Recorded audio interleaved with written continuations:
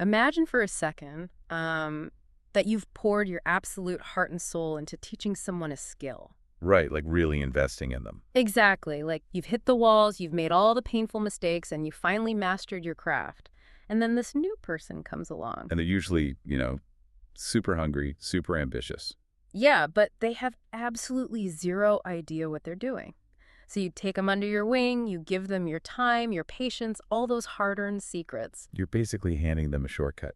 You are. You watch them stumble, you help them stand back up, and eventually you get that incredible payoff of watching them succeed. I mean, they are flying. This is the whole point of mentoring someone, right? Exactly. But then right at the peak of their flight, they completely cut you out. Oh, wow. Yeah. Not just a, slow, natural drift apart either. No. We're talking about a sudden, surgical, freezing cold removal.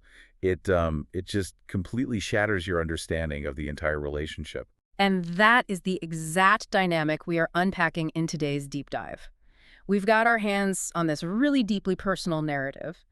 It's a reflection from a creator that details the rise of a brand, the incredibly messy reality of mentorship, and a sudden, unprovoked betrayal. And what's really compelling here isn't just, the timeline of who did what or who started which company. Right, it's deeper than that. It is. It's the psychological undercurrent. We are basically looking at a real-time case study of creative inheritance, ego, and the invisible boundaries of gratitude. So our mission today is to figure out the anatomy of this fractured relationship. Like what actually happens when a protege outgrows their mentor. It's a tricky transition. It really is. And we want to examine the profound irony when a brand built on the concept of quote-unquote prestige loses its grip on basic respect. So if you're listening to this right now, whether you've mentored someone, been mentored yourself, or, you're just trying to navigate professional relationships without losing your mind. Which is all of us. Right. This story is a masterclass in how fragile loyalty can actually be. So, okay, let's unpack this from the very beginning. The whole situation centers around the mentor, who's our narrator, and a creator named Flowers.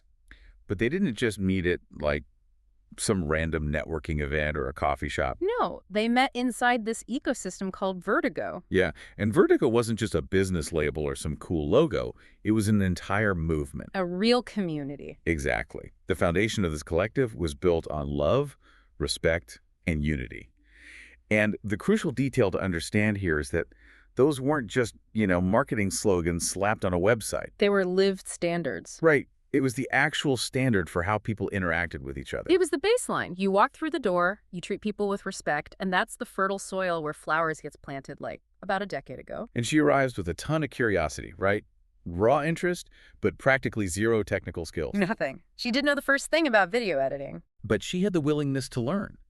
And honestly, in any mentorship dynamic, a genuine willingness to learn beats raw, unrefined talent almost every single time. Oh, for sure, because talent can be lazy. Exactly. Talent can be lazy, but hunger gets the work done. So the mentor just goes all in. They pour everything into her. They sit together, and the mentor teaches, guides, corrects, encourages, literally frame by frame. Project by project. Yeah, until Flowers can actually stand on her own. And I keep thinking about this it's like handing over the architectural blueprints to a house you spent years designing. That's a great way to put it. Right. But it's more than just handing over a PDF of the floor plan. Yeah. When you give someone those blueprints, you aren't just giving them the design, you're giving them the mistakes you made on your first 3 houses. So they don't have to make them. Exactly. You're handing over your years of trial and error and saving them a decade of frustration. That is a perfect way to visualize it because you're giving them a literal shortcut to mastery. Mm-hmm. And what's fascinating here is the sheer vulnerability of the mentor in that process. Yeah, you're opening up your whole playbook. You really are. You're not just transferring technical data, which are buttons to press in the editing software. You're imparting a philosophy of how to approach the work. The mindset behind it. Right. Spending that kind of time with someone, going frame by frame, like you said, means you're sharing your mindset. I mean, they called each other fam. They were family. Which sets the emotional stakes incredibly high. Exactly. The foundation wasn't a transaction. It wasn't, I teach you a skill and you pay me a fee. It was deeply relational. You're intertwining your identities. To a certain extent, yes. Yeah. When you bring someone into your creative process that intimately, you are. But that philosophy of shared success gets severely stress tested when the mentor actually steps away. And that's our first major pivot in this deep dive. The mentor steps away from vertigo. And not out of anger or defeat or No, bitterness. it's just life. People pivot, priorities shift, chapters close. But while the mentor steps back, Flowers keeps building. She steps right into that vacuum and starts applying those blueprints on her own. Right. And she crosses paths with another creator named Sincere.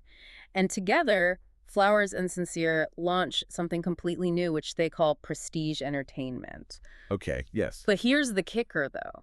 The DNA of Vertigo is visibly running right through the center of Prestige. Like the style, the structure, that core focus on connection, it's all undeniably there. Oh, absolutely. You can change the name on the door, but the architectural bones of the house remain the same. It's creative inheritance in action. It is. Yeah. The tools and the aesthetic that were passed down in those late-night editing sessions, they're now the engine of a brand new machine. Now, the mentor is watching all of this happen from a distance and claims to feel pride, like a quiet kind of satisfaction seeing the seeds they planted actually grow into something real. Which is very noble. Right, but here's where it gets really interesting, because I have to call a timeout here. I hear that, but honestly, seeing your exact blueprints, your creative DNA, used by someone else to build a massive new empire with a different partner. It has to sting a little. It has to sting. I find it really hard to believe there's zero jealousy there. I mean, human nature is just messier than that. I'd normally agree with you. It is incredibly difficult for most people to watch someone else win using their playbook without feeling, a twinge of resentment. Totally natural. But we have to look at the psychological framing of the environment they built. If Vertigo's stated values, love, respect, unity, were actually lived out, then the mentor's ego was ostensibly checked at the door from day one. Wait, really? You think they actually bypassed the ego completely? Like, just turned it off? Well, maybe not completely turned it off, but the satisfaction of a true teacher often eclipses the need for the personal spotlight. Think about a proud parent or a dedicated sports coach. Oh, I see what you mean. Yeah, if you build a movement on unity, you kind of have to celebrate the offspring of that movement, even if you aren't running it anymore. It proves your investment was authentic. Rather than just a tool to make yourself look important. Exactly. Okay, I can see that. If you're genuinely committed to the philosophy, their success is proof that your philosophy works. You aren't threatened by the fruit of your own tree. Right, so for a while, that pride is enough. The mentor is content being a spectator to Flowers' success. Until one tiny, seemingly insignificant moment unravels the entire tapestry. We go from this serene, proud spectator mode to a complete shattering fracture. Over a text message. Over a text message. It starts so innocently. The mentor asks a simple, curious question. They text, "Hey, what is all this football stuff about?" Because football season had already passed. Right, so it was just a casual question about a new project Flowers was working on. Think about it. If you're listening to this, have you ever sent a text just trying to bridge a gap with an old friend? Just throwing out a line to say, hey, I see you, what's up? It's a bid for connection. You're just trying to maintain that relational bridge that you spent years building. But the response from Flowers is freezing cold. She replies, "If you don't like it, don't look at it." Talk about total whiplash. Seriously! The mentor is reaching out with the warmth of a shared history, and Flowers responds with the hostility of a barricaded stranger. Dunn doesn't even begin to cover it. Yep. That wasn't the energy they came from. That wasn't the language of Vertigo. It wasn't even the language of basic professional courtesy. So the mentor checks it. They reply, "Who do you think you're talking to like that?" Which is a very natural demand for a recalibration. In a single sentence, the mentor is invoking their entire shared history. Right, it's a shorthand way of saying, remember who taught you how to build the house. But Flowers doesn't back down. She doesn't apologize or say, oh, she misread the tone. No, her unapologetic reply is, "I'm talking to you." No hesitation, no softening, just a line drawn in concrete. Yeah.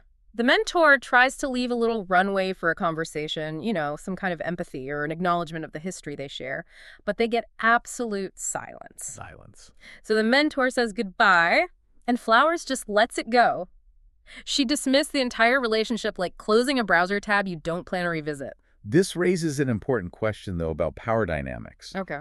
Because that analogy of the closed tab, it's brutal, but it captures the modern mechanics of being discarded perfectly. It's instantaneous. Instantaneous, it's silent, and it leaves absolutely no trace. It really does. But I'm stuck on the why here. How does the relationship go from sitting side by side, editing frame by frame, calling to each other family, to a closed browser tab over a harmless question about football?